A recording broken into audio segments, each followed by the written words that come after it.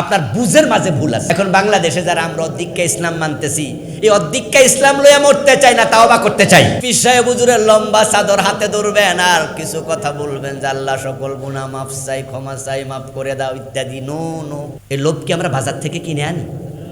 এই লোভে হারাম খাওয়াবে, ঘোষ খাওয়াবে, সুদ খাওয়াবে।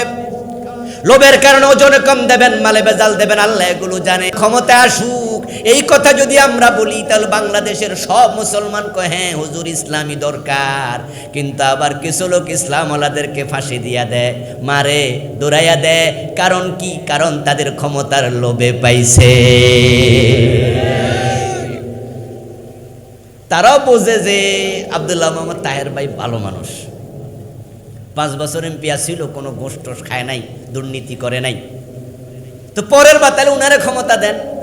তাইলে আমি কার খালু? ক্ষমতা কি আমার দরকার নেই? আরে ভাই, আপনি কি উনার মতো সৎ থাকতে পারবেন? না, সেটার গ্যারান্টি নেই। তো তাহলে উনাকে ক্ষমতা দেন। না, আমার ক্ষমতা দরকার নাই। লোভ, এই লোভ আপনাকে গুনাহ করাবে, আপনাকে ঘুষ খাওয়াবে, হারাম খাওয়াবে। ক্রোধ আপনাকে অনেক খারাপ কাজে নেবে। ইন্নান নাফসা লাআম্মারাতুম বিসু, নফসে আম্মারা খারাপ কাজে উত্তেজিত করবে। আল্লাহ এগুলো জানে। বান্দা পরাজিত হয়ে যাবে। কোন সুন্দরী মেয়ে রাস্তা দিয়ে হেঁটে যায়, ওই সুন্দরী মেয়ের চুল সুন্দর, চোখ সুন্দর, ঠোঁট সুন্দর, লিপস্টিক দিয়েছে, তার চেহারা সুন্দর। এবার বলুন তো, তার দিকে তাকালে কি আমাদের ভিতরে একটু ভালো লাগে না? আকর্ষণ লাগে না? অথচ আপনার বয়স যখন 3 বছর ছিল, আপনাকে কোনো সুন্দরী কোলে নিয়েছে, তখন কি আকর্ষণ ফিল হয়েছে?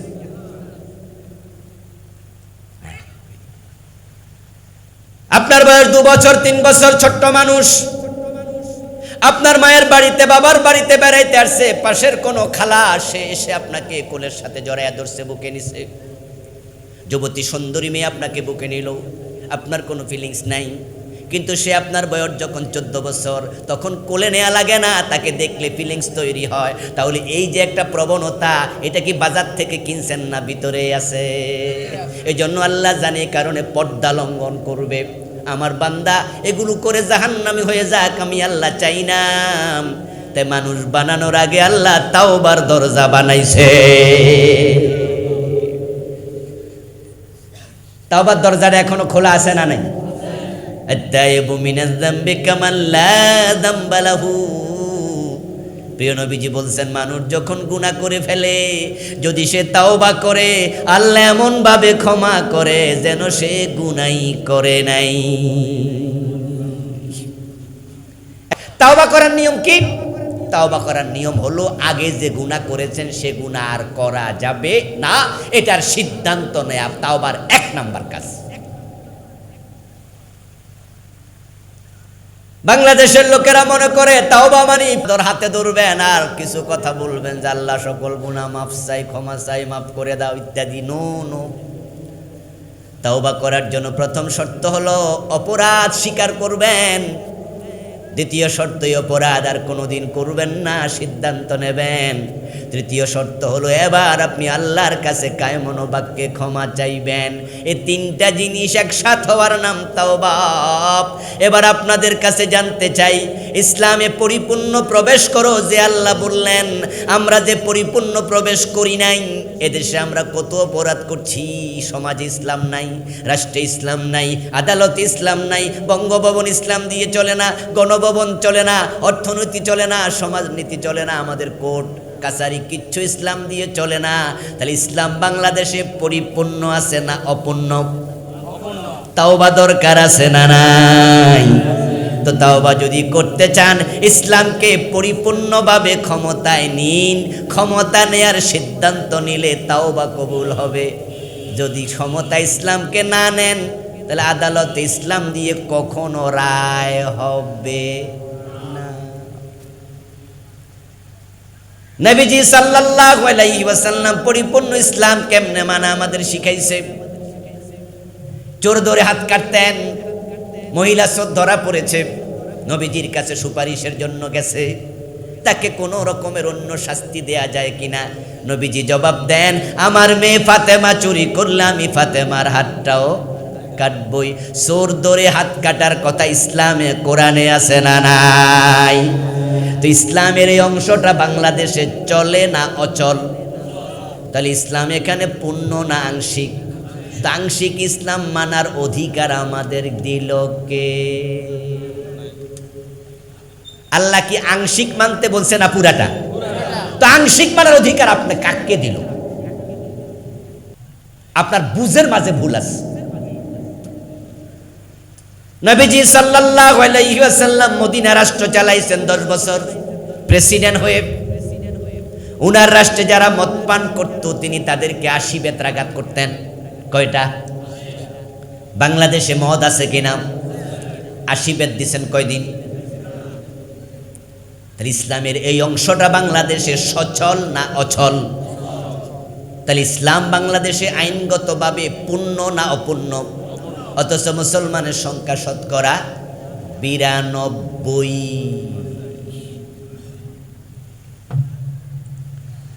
আল্লাহর সামনে অর্ধেক ইসলাম নিয়ে যাওয়া যাবে না। আল্লাহর কাছে পুরা ইসলাম নিয়ে হাজির হওয়া লাগবে। তখনই মুসলিম হবে যখন আপনি বলবেন আমি জীবনের বটম থেকে টপ, রান্নাঘর থেকে সংসদ ভবন সব জায়গায় ইসলাম মানব। মুসলিম আছে যেখানে ইসলাম থাকবে সেখানে। প্রথম কাজ ব্যক্তি জীবন সংশোধন, দ্বিতীয় কাজ পারিবারিক জীবন সংশোধন, তৃতীয় কাজ রাষ্ট্রীয় জীবন সংশোধন।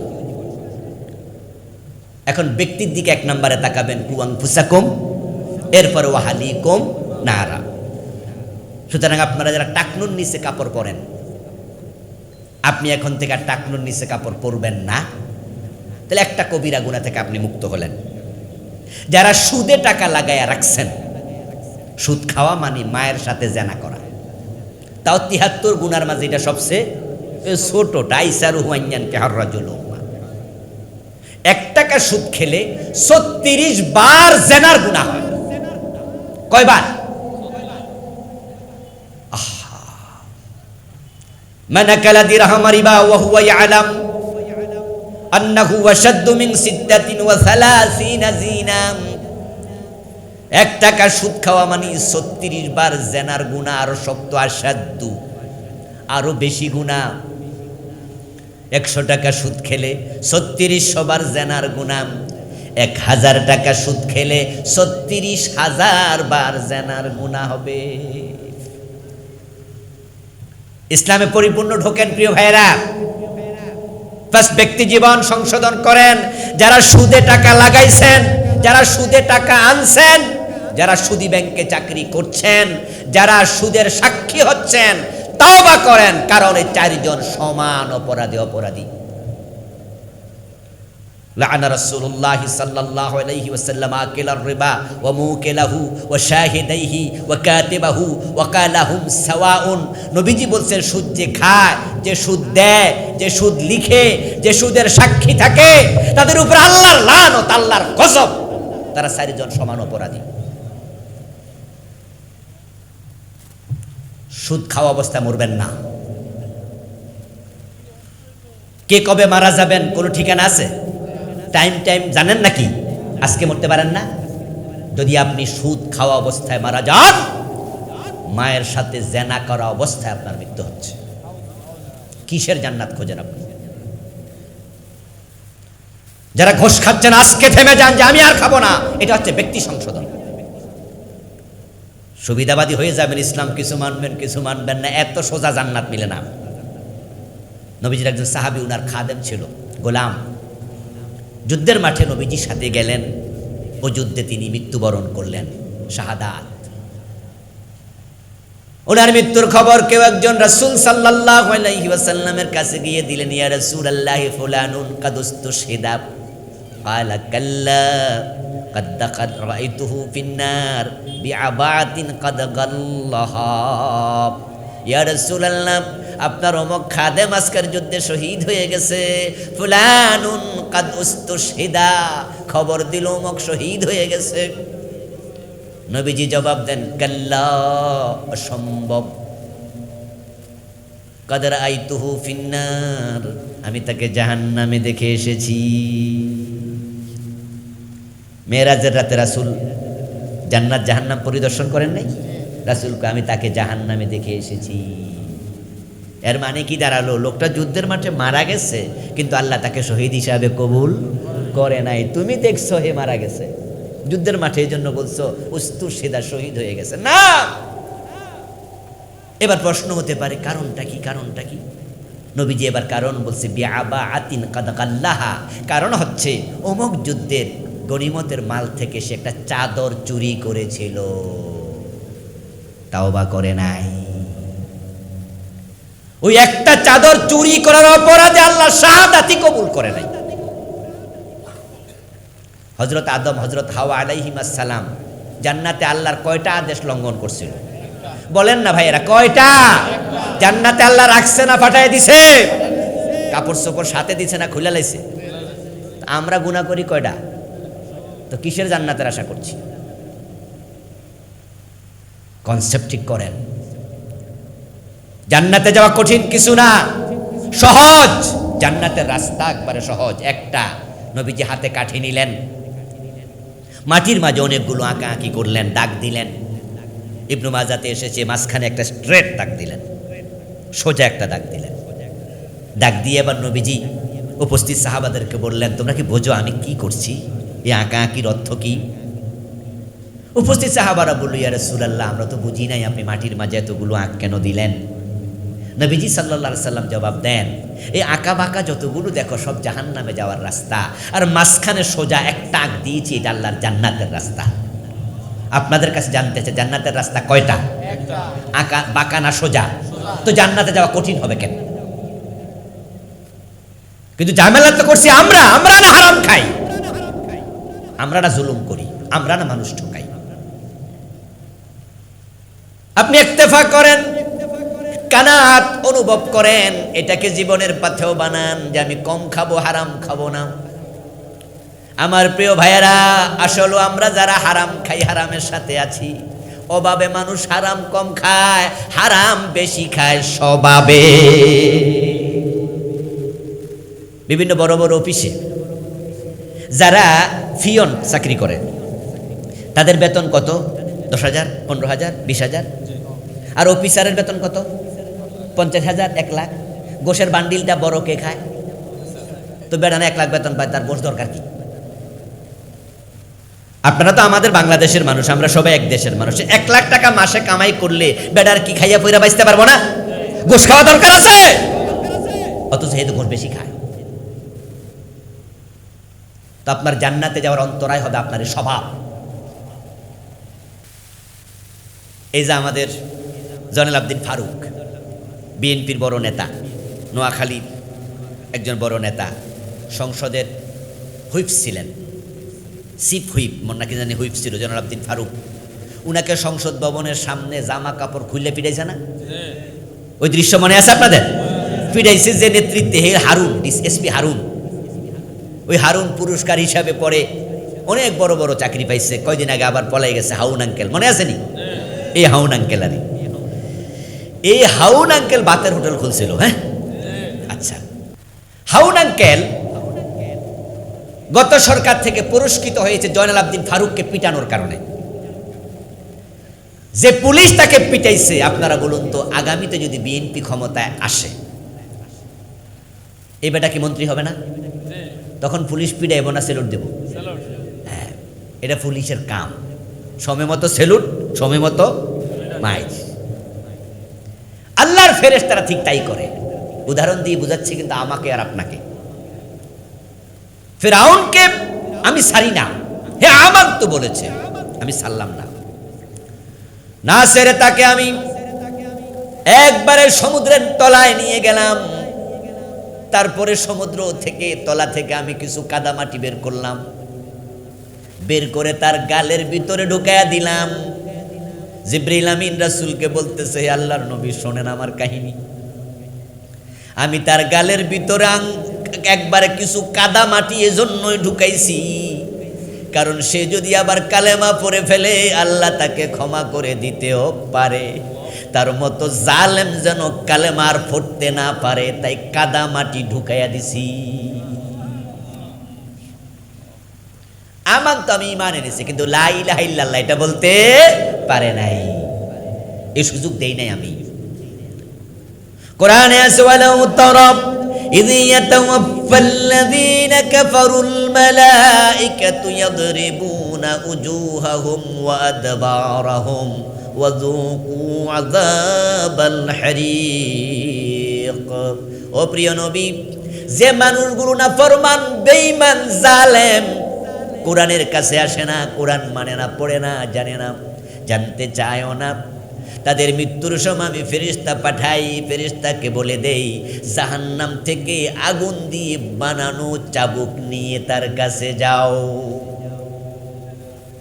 যদি আপনি দেখতেন, ওয়ালাউ তারা, যদি আপনি দেখতেন ফেরেশতা যে কি পিটানিটা পিটায়, ইয়াদরিবুনা উজুহাহুম, চেহারার মাঝে পিটায়।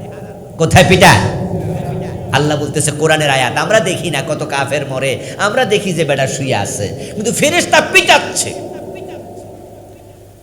আমাদের চোখের সকল দেখা কি ঠিক? কিন্তু আল্লাহর কোনো কথাই কি ভুল আছে? আল্লাহর প্রতিটা কথাই ঠিক। ফেরেশতা পিটাচ্ছে, আপনি দেখছেন না। ও আদবারাহুম, পিঠে পিটাচ্ছে, চেহারার মাঝে পিটায়, পিঠের মাঝে পিটায়। কারণ এই মানুষগুলো তারা ইসলাম গ্রহণ করে নাই, ঈমান আনে নাই, তারা ইসলামের উপরে চলে নাই। তাহলে যে আল্লাহ আমাদেরকে সম্মানিত করলেন, সে আল্লাহ বলছে ইসলামে পরিপূর্ণ প্রবেশ করো। এরপরে আবার কি বলছে জানেন? ওয়ালা তাত্তাবিউ খুতুওয়াতিশ শায়তান, শয়তানের পদাঙ্ক অনুসরণ করো না। আরেক আয়াতে বলছেন ইত্তাকুল্লাহ হাক্কা তুকাতিহি ওয়ালা তামুতুন্না ইল্লা ওয়া আনতুম মুসলিমুন। ঈমান আনলে শুধু শেষ না, মুসলমান না হয়ে মৃত্যুবরণ করিও না। ইসলামে পরিপূর্ণ প্রবেশ করো।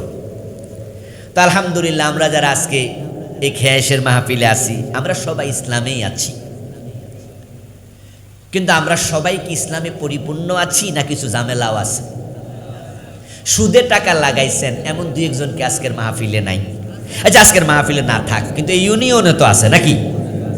আছে।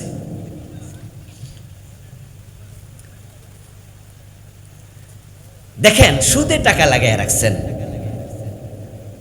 তাহলে আপনি ইসলামে পুরা ঢুকলে কি সুদ খাইতেন? আচ্ছা, ঘোষ খায় এমন লোক দু চারজন কি মুসলমানদের মাঝে নাই? আমাদের 14 গ্রাম থানাতে নাই? নামাজ পড়ে আবার ঘোষ খায়, সে ইসলামে কি পুরা ঢুকছে না অর্ধেক? আচ্ছা, এখনো বউয়ের মহরানা দেন নাই এমন স্বামী কি আজকের মাহফিলে নাই? স্বামী না আসামি? স্ত্রীর মহরানা দেয়াটা নফল না ফরজ? মা মরেছে 10 বছর, বাপ মরছে 10 বছর, দুইজনের হক এখন স্পষ্ট। সন্তানরা কে কি পাবে? রেজাল্ট কি আছে? লিযাকারি মিসলু হাযযিল উনসায়াইন, আল্লাহর বিধান স্পষ্ট। ছেলে পাবে দ্বিগুণ, মেয়ে পাবে অর্ধেক, 1 গুণ। অথচ বাপ মা মরে গেল 10 বছর হলো, এখনো বোনের হকটা দেন নাই। বোন যদি না নেয় সেটা ভিন্ন কথা, আপনি দিতে চেয়েছেন, সে বলছে পরে, সেটা ভিন্ন কথা। কিন্তু বোন চায় তারপরও দেয় না, জোর করে বোনের হক খায়, এমন জালেম কিছু ভাই এই জমিনে আছে না নাই? সে ইসলামে পুরা ঢুকছে। এজন্য আল্লাহ তাআলা মুমিনদেরকে ডেকে বলে উদখুলু ফিস সিলমি কাফা, ইসলামে অর্ধেক দুই কোনা পুরা ঢুকো। কেউ কেউ বলতে পারেন তাহলে হুজুর অর্ধেক তো ঢুকছি, না না বাকি অর্ধেক না হয় না ঢুকছি আর কি। এবার কি হবে? এবার আল্লাহর বক্তব্য হচ্ছে, যারা আল্লাহর কোরআনকে 2 ভাগে ভাগ করে, কিছু মানে কিছু মানে না। যে ভাই ঘুষ খায় আবার নামাজ পড়ে, যদি সে ইসলাম না মানতো, কোরআন না মানতো, তাহলে কি নামাজ পড়তো? নামাজ দিয়ে প্রমাণ করছে সে কোরআনের কিছু মানে, আর ঘোষ খায়া প্রমাণ করছে কোরআনের কিছু অংশ সে মানে না। যে ভাই বোনের হক নষ্ট করছো, তুমি আবার মাথায় টুপি দিয়েছো, মুখে দাড়ি রেখেছো, তুমি মুখে দাড়ি আর মাথার টুপি দিয়ে প্রমাণ করছো তুমি ইসলাম কিছু মানো, কিন্তু বোনের হক খায়া প্রমাণ করছো বাকি অংশ মানো না। আল্লাহ বলছে যারা ইসলাম কিছু মানে কিছু মানে না, তারা মুমিন না। কি মুসিবত করছে। ইয়াকুলুনা নুমিনু বিবাদ ওয়া নাকফুরু বিবাদিন ইউরিদুনা ইয়াত্তাখিযু বাইনা যালিকা সাবিলা উলাইকা হুমুল কাফিরুনা হাক্কা। খুব কঠিন আয়াত। আল্লাহ বলে দুনিয়ার কিছু মানুষ খুব চালাক, তারা ইসলাম মানি না এটা কিন্তু বলবে না, বলবে না না মানি মানি। তো সব মানেন, সব কি আর পারি? কি চালাক। আচ্ছা সব পারো না, এর মানে আল্লাহ তোমার জোর করছে ইসলাম মানো, কিন্তু তোমার সামর্থ্য নাই। তাহলে আল্লাহ জুলুম করে, ঠিক না? কিরে ভাই জবাব দিচ্ছেন না কেন? আল্লাহ জুলুম করে। তো আপনি না বলছেন পারি না, তো আল্লাহ যে ছাপাই দিল এটা জুলুম হয়ে গেল না? আসলে পারেন না না মানেন না? আসল কথা কইতে হইব তো, পারেন না না মানেন না? লা ইউকাল্লিফুল্লাহু নাফসান ইল্লা বুসআহা। আল্লাহ কোরআনে বলে তোমার সামর্থ্য নাই এমন কোন দায়িত্ব আমি আল্লাহ কাউকে দেই না। তোমার সামর্থ্য আছে। যত লোক দুনিয়ায় মালে ভেজাল দিচ্ছে, ওজনে কম দিচ্ছে, ব্যবসা 2 নাম্বারই করছে, তারা যদি সিদ্ধান্ত নেয়, যেমন এখানে যে আছেন আপনি মালে ভেজাল দেন, আজকে সিদ্ধান্ত নিলেন আমি আজ থেকে আর মালে ভেজাল দেব না, এটা কি অসম্ভব? তো পারি না বললো কেনা? যারা গোশ খাচ্ছেন, যদি আপনি সিদ্ধান্ত নেন আজ থেকে আমি কম খাবো, প্রয়োজন উপবাস থাকবো, 3 বেলায় না হইলে 1 বেলা খাবো, গোশ খাবো না, অসম্ভব? সম্ভব। এই জন্য দোস্ত আল্লাহ বলে কিছু মানুষ থাকবে ইয়াকুলুনা নুমিনু বিবাদিন, তারা বলবে অংশ মানি, কিছু মানি, ওয়া নাকফুরু বিবাদিন, আর কিছু পারি না, ইউরিদুনা ইয়াত্তাখিযু বাইনা যালিকা সাবিলা, তারা ইসলাম এবং কুফরির মাঝখানে রাস্তা খোঁজে, অথচ ইসলাম আর কুফরির মাঝখানে কোনো রাস্তা নাই। লাকুম দীনুকুম ওয়ালিয়া দীন, তোমার ধর্ম তোমার, আমার ধর্ম আমার, মানলে পুরা মানো, কিন্তু আংশিক মানবা। উলাইকা হুমুল কাফিরুনা হাক্কা, যারা মোটেও মানে না তারা যেমন কাফের, যারা কিছু মানে কিছু মানে না, বুঝা শুই না বাদ দে, তারাও মুমিন না। খুব জটিল ফতোয়া। আরে কায়েত আল্লাহ বলছেন ফাতুমিনুনা বিবাদিল কিতাবি ওয়া তাকফুরুনা বিবাদ, তোমরা কি কোরআনের কিছু মানবা কিছু মানবা না? এরপরে আবার বলছে ফামা জাযাউ মান ইয়াফআলু যালিকা মিনকুম ইল্লা খিজিয়ুন ফিল হায়াতিদ দুনিয়া, কিছু মানবা কিছু মানবা না, দুনিয়ায় লাঞ্ছিত করে দেব। ওয়ায়ুরাদ্দুনা ইয়াওমাল কিয়ামাতি ইলা শাদ্দিল আযাব, আর মরার পরে ধাক্কাইয়া জাহান্নামে ফেলে দেব। অর্ধেক মানছো কোনো লাভ নাই, মানলে পুরা মানো, না মানলে আউট হও।